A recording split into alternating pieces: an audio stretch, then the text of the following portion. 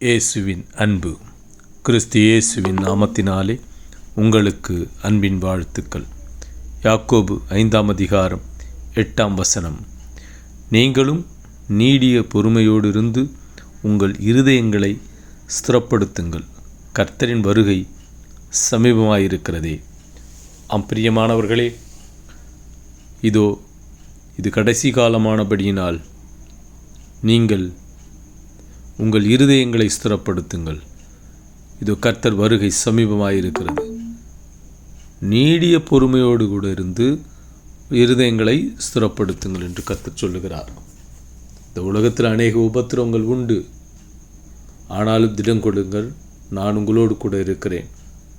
இந்த உபத்திரம் எல்லாம் இது கொஞ்ச காலத்திற்கு.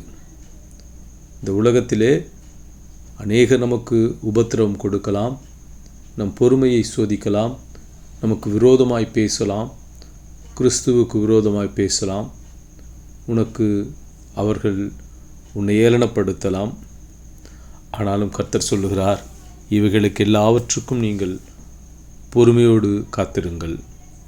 உங்கள் இருதயங்களை ஸ்திரப்படுத்துங்கள், அது சரிநிலைப்படுத்துங்கள். நீங்கள் உணர்ச்சி வசப்படாமல் இருங்கள், மற்றவர்கள் மேல் பொறாமை கொள்ளாதிருங்கள்.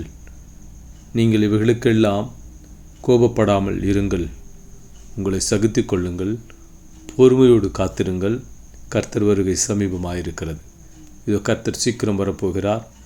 அவர் கர்த்தருக்கு பிரியமானவர்களை அவர் உடன் அழைத்து கொள்ளுவார். கர்த்தர் உங்களோடு கூட இருந்து பெரிய காரியங்களை செய்வார். பொறுமையோடு காத்திருக்கிறவர்கள் கர்த்தரோடு கூட இருப்பீர்கள். அவர் உங்களோடு கூட இருப்பார். ஆமென்.